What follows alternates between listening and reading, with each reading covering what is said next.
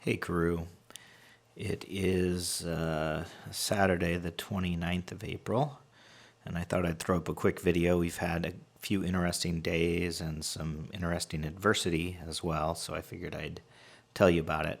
For starters, I don't know, sometime last week we went and did a walk, Sarah and I, where we did about a 6 to 8 mile loop. I can't remember exactly how far it was, where we walked from a place called Aberglasslyn or Aberglasslyn, and you walk up over a mountain and down into a lake on the far side, and then you walk around the mountain following the river, and the river actually runs through Aberglasslyn Pass and pops out back where we started.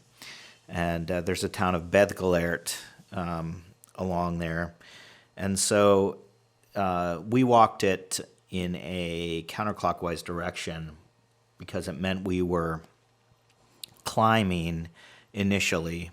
I think it was about 1,000-foot climb in the first 2 miles, something like that. It wasn't horrible. It was definitely doable. But we got up to the top, and I was flying the drone. And as I was flying the drone, I saw there were some people walking up from the other side.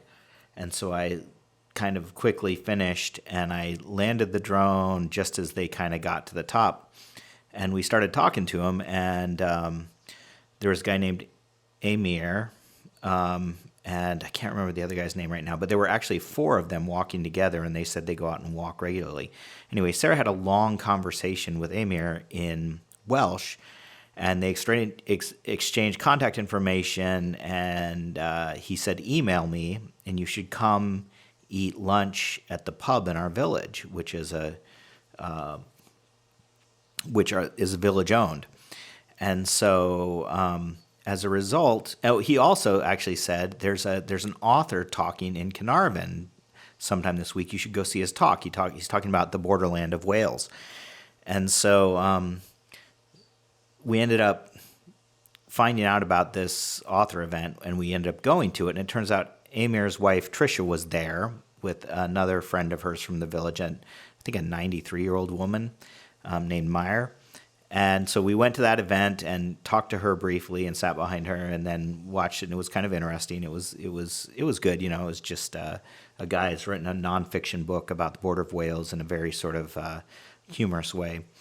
And then Sarah had further conversations with Amir, and he invited us to lunch at the pub on Friday, and so we met him there. And while we were there, well, first of all, in the lead up to going there, we were moving from where we were staying before out to a place in Anglesey where we are now, and we visited a couple sites. One was a old bridge. One was an old quarry, and hiked around. And while we were hiking around the old quarry, there was a lot of underbrush. To make a long story short, I ended up getting a tick in the back of my leg, which I didn't find till this morning. But you'll see after this footage of us driving over this kind of weird bridge into Porthmadog, you're going to see footage of Sarah trying to dislodge the tick from the back of my leg. But that's another... I'm not going to talk about that extensively. That's all you need to know about that. But then we went from that old quarry to lunch near Dinas Dinshi with Amir and Tricia. And we showed up there, and one of the guys named John, who we'd seen hiking, was there along with another friend. And it turns out there were 8 or 10 people there who came basically to have lunch with them and with us. And so we all kind of stood around the bar talking initially before we went and sat down. And turns out that Tricia, Amir's wife, and another woman named Anna had gone to the Wrexham game where they had clinched promotion. So just last week. And it turns out Anna has been a Wrexham season ticket holder since she was 18.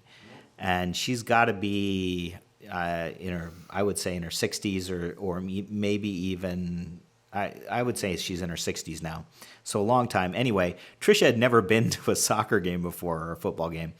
And they were both so excited about the match. And I ended up sitting between the two of them, and we basically talked football the whole time while Sarah was speaking Welsh with Amir and some of the other men.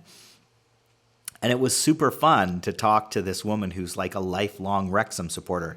And she is just so over the moon. And she talked about how she and her husband were fairly skeptical when McElhenney and Reynolds took over because they've been burned so many times. But